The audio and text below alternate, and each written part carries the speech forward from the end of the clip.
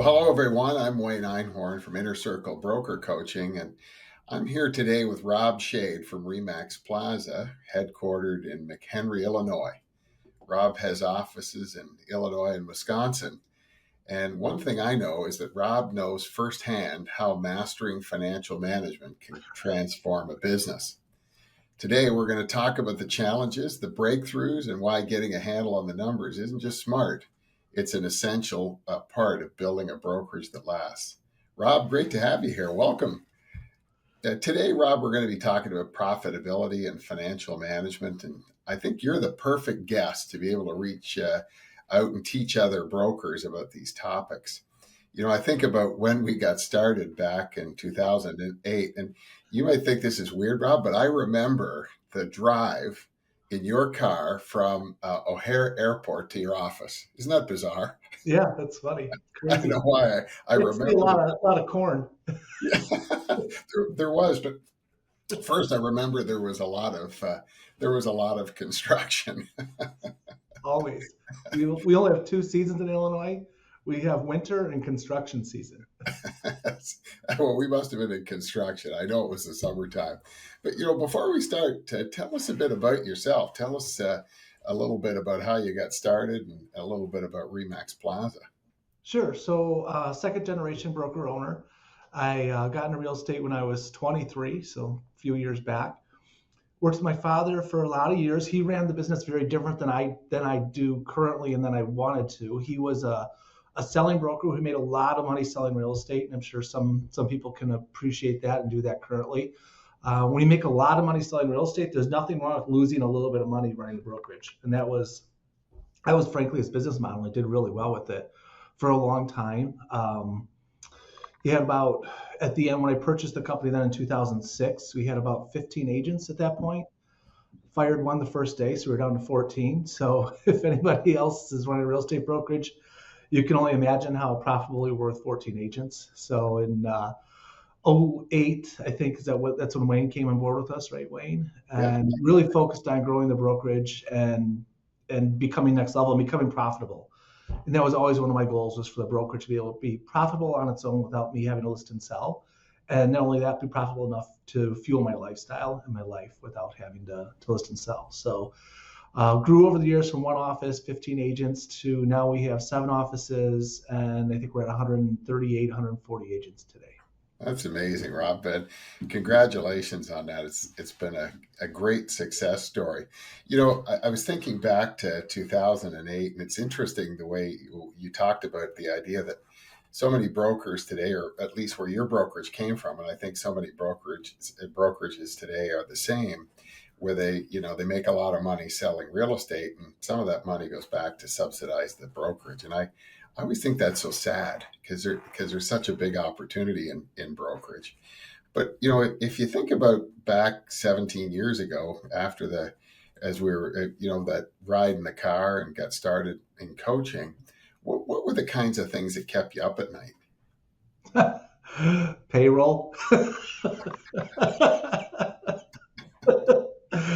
Payroll, everything. I mean, everything keeps you up at night when you're living on the edge, when you're below break even, or even just right at break even. Any little thing is a tragedy. Everything did. Dave Ramsey has a saying, and if everyone's ever read the Dave Ramsey books, the first thing he tells you to do is to get an emergency fund and have money. And what he says in the book is that once you have an emergency fund, the emergencies aren't such emergencies anymore. So when you have no money, every little thing that happens is a complete travesty and the end of the world. If the copier breaks and you don't have $5,000 to fix the copier or buy a new one, that could be the end of the world to you, right? But when you have the money to do that, it's not a problem. And the more financially stable the company is, and the better off you are financially, the more things you're able just to take care of. The old saying that if you have a problem that can be fixed with money, and you have the money to pay for what needs to be done to fix the problem, you don't have the problem, you have an expense. Yeah, absolutely. It's funny, Rob, I was thinking about a story you told once about, and I think the story is really relevant based on what you're talking about in terms of where you were in 2008. And obviously, what was going on around us was a kind of market apocalypse, for lack of a better term. There wasn't a lot of hope then. We were all kind of wondering where things were going. But, you said, hey, this, I was kept up at night by payroll, by expenses, and, I didn't have an emergency fund, but you made an investment in coaching. And I love the story you tell about, people who would call you who would say, hey, what should I do? It's '08 and I'm Yeah. having this problem. What would you tell them when they called you to maybe tell Yeah, it? it's funny too. You call them, you talk to them, and you talk them through problems, and happy to help any way I can. I always say, well, you really should think about investing in a coach, and they would tell me how they can't afford it. And the honest truth is, when I started coaching, I couldn't afford it either. But I knew things had to change. I knew I had to invest in help and get some professional help and guidance. And people also would ask you at broker owner conferences, or they'd ask you at conventions, hey, how much do you pay a coach? Why do you pay a coach all that money? Well, all those guys who would say, why you pay the coach all the money, over the course between 2006 and 2010, one after the other went out of business in one fashion or another, whether it was, or unfortunately through a bankruptcy, or they sold to somebody else in a sale that was really just a giveaway. And because they couldn't afford to pay for coaching. Well, I couldn't afford to pay for coaching either, but I'm here and I did it. And I'm the last one standing in our marketplace. Yeah, that's such a great story, and I appreciate your help. You're sharing that. I know for Remax Plaza and for you personally, Rob, one of the keys to your value proposition is the support you provide your agents. I watch you get like you're energized when you talk about the things you're able to do for your agents. Let me ask this question. How important is running a profitable brokerage? How important is that in order for you to be able to provide that level of training and support and marketing and some of the social and social events and culture activities you have? How important is running a profitable brokerage to all that? Yeah, and that's a great question. You have to be profitable in order to support your agents properly. If you're not profitable, the story I always paint, the picture I paint, is that when a brokerage is losing money, they start to resent the agents, and they don't provide good service because the brokerage is losing money, and the person in charge there is saying, why am I doing this?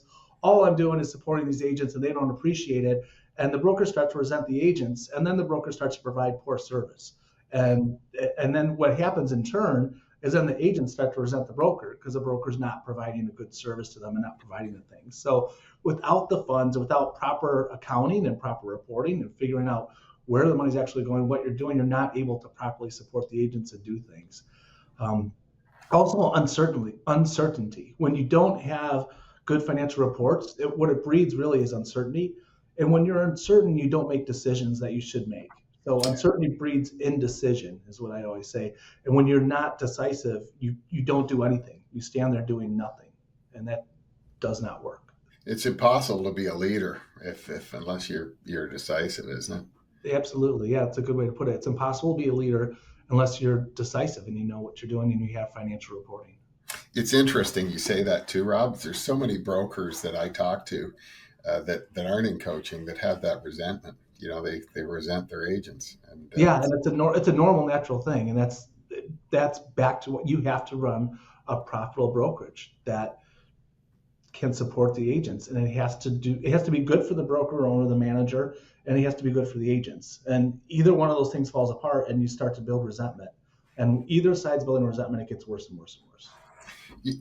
I'm going to ask a question it's probably a little hard to answer, and that is the number one change. What is the number one change that you've made in how you run the brokerage that's made the biggest impact? And I know you talked about financial management. You have an incredible discipline around that, around forecasting and reporting and making sure everything is we know exactly what's happening in the business. But outside of that, what other changes have you made, or what's the biggest change that you've made that's had the largest impact? Put it down to one thing is really hard. I would say it's probably a lot of little things. And daily focus, getting accountability for me as a managing broker. I think we'd all tell our agents, hey, you get some accountability. You need the accountability to keep you on track. And I feel as a managing broker, an owner of a firm, we need accountability. And who's holding us accountable? Who's helping us get to the next level and pushing us? One thing I couldn't say besides, I'll give you the plug, getting in coaching, getting in accountability, getting specialized knowledge. What are you paying for in coaching? You're paying for specialized knowledge. You're paying for somebody that's already been down the road before you that can help point you in the right direction and help you when you're having the challenging times. Yeah. Thanks for that. Yeah, we call that insight. We provide insight in terms of what's going on next. Thank you for that, Rob. Recruiting and M&A has been a big part of your growth story. And I've seen you in that process. We've grown tremendously. As you said, it's this year over 30%. And here's a question for you.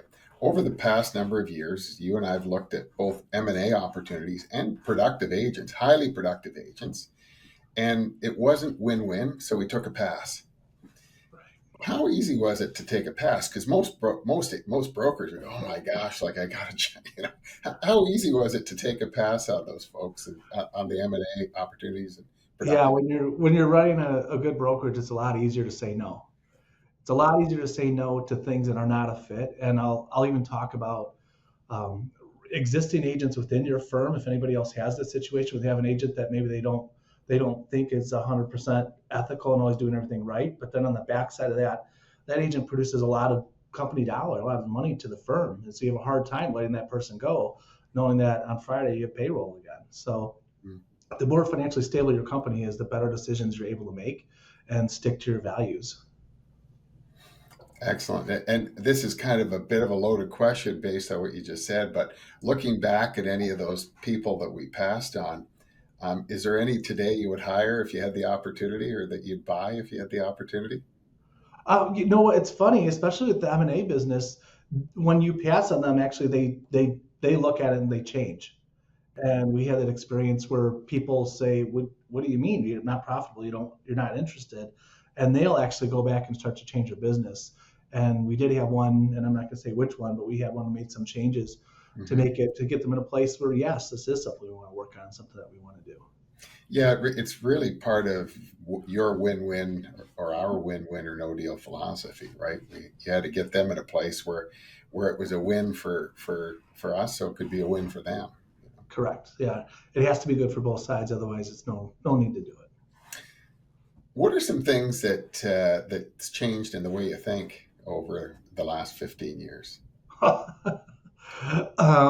I still have changed in the way I think over the last 15 years. I'm probably a little bit firmer with the agents when they want a special deal for one transaction, or a lot firmer with that, because I found as soon as you say one to yes, you have to say yes to one, you have to say yes to all. And one of the things that's really helped me is a very good friend of mine. One of my best friends, as a matter of fact, is one of my agents. And if I have other agents ask me for something and I go, well, I'm going to do this for this person, but I don't do that for my best friend, that's not fair. It's not right. It doesn't hold our company values. So I'd say just being really firm on these are our policies, and this is how we operate, and this is what we do. Yeah, excellent. It's a lot easier, as you say, when you've got all of the I's dotted and the T's crossed. If you were, pretend you're Rob, you're a coach for a day, what advice would you give to brokers relative to profitability and financial management? First, I just go in from ground zero. You have to develop your comp plan has to be your comp plan that goes with your overhead and your systems and what you have. You can't just steal somebody else's comp plan and say, oh, this sounds good, because that may never get you to where you need to go. The pencil salesman story is a great story. And the one that the pencil salesman, his boss calls him and says, hey, you have 30 days to really sell some pencils or you're gone. So the guy goes out, the next 30 days, he sells a ton of pencils. And his manager goes, oh, this is great. Hey, you sold so many pencils. How'd you do it? He goes, it's easy. I just lowered the price down to 5 cents a pencil. The boss looks at him and goes, don't you know it costs 7 cents for us to make every pencil? And he goes, you just don't understand. We make that up in the volume. So until you know what you really need to be charging and where your numbers need to be, it doesn't do you any good to go attract more agents and go try to recruit and do all these things until you really know your numbers and your overhead. The other thing I really would suggest, and I think this might be a Wayne phrase, is that for every minute you spend trying to cut expenses, you need to spend an hour trying to generate more revenue. And too many brokers, when times get tough, the first thing they do is start to cut. You cannot cut your way to abundance. Mhm.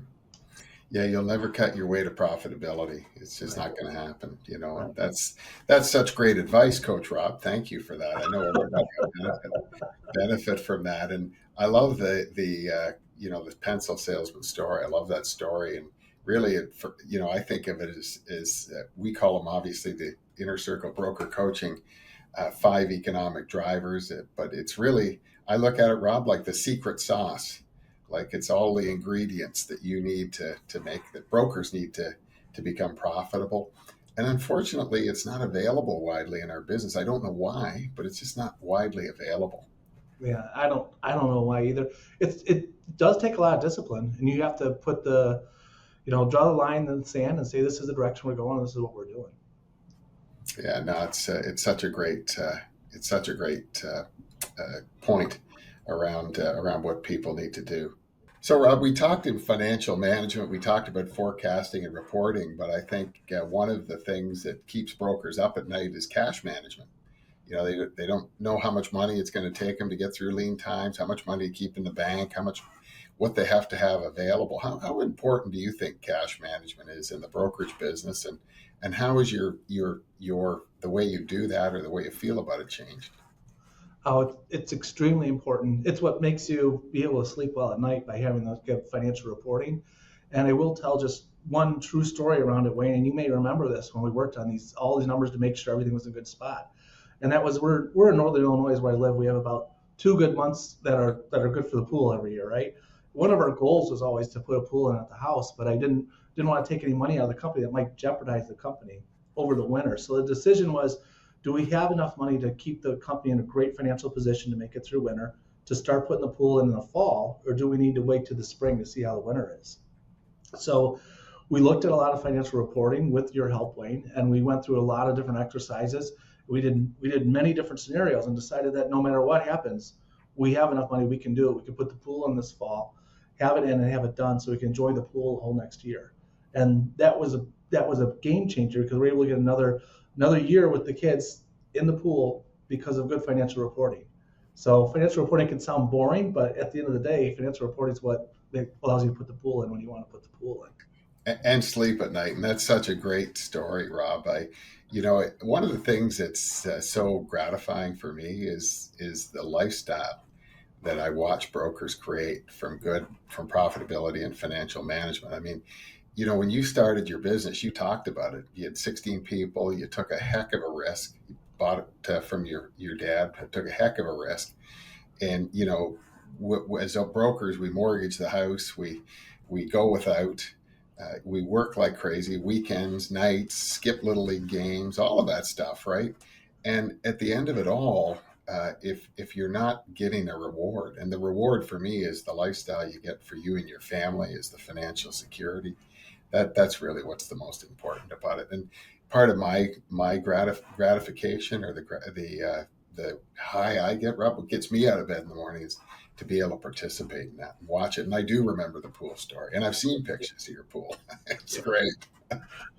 Thank you. Yeah, and that's really what makes it. And I think for us as broker owners, on the other side of that, what's really cool is when we help our agents, and then we get to see our agents living the great life. And for me, one of the best things has been I've been a broker since 2006 now, so we've actually I want to call it raised kids through the company. We've seen the Yeah. kids grow up, and right now we have 3 different second generation agents that started with me and been with me where I saw their kids grow up in the company, that their children are now in pre-licensed school. So pretty Wow. exciting time and a pretty cool thing when you create something like that people not only want to be a part of, but the kids, the children of the agents decide this is something I want to get into.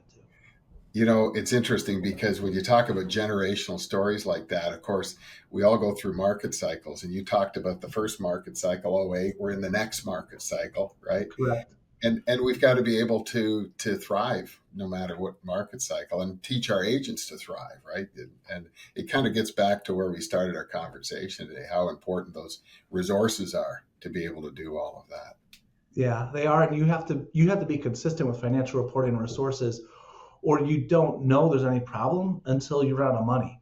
And when you run out of money, you go, oh my God, where'd all the money go? We need to run a report and try to figure this out. But as you know, Wayne, from doing this for so many years, by the time we run out of money, it's too late. They Yeah. they don't let you play the game anymore by the time you're out of money. So you have to have the financial reporting to know what's coming down the pike before it actually hits you. Yes, absolutely. I have an old saying, Rob, which is, money is just the scorecard. It's how we keep score in business. But the problem with money is that if you run out of money, they kick you out of the game. Your leadership in the business has always been something I admire. And one of the things I love about what you do, it's interesting, we had an experience that I won't go into in great detail, but last year I said, hey, we got to do this, we got to do something. And it had to do with setting a goal. And, you were kind of like, oh, I don't want to do it, but you did it, right? and, Right. and you made it happen. And so you're a take charge kind of guy and making it happen. It's fantastic. Stories like yours is exactly why we do what we do. It's to help broker owners like you build businesses that are not only growing but deeply aligned with the kind of life and impact lifestyle you want to have and the impact you want to create for others, right?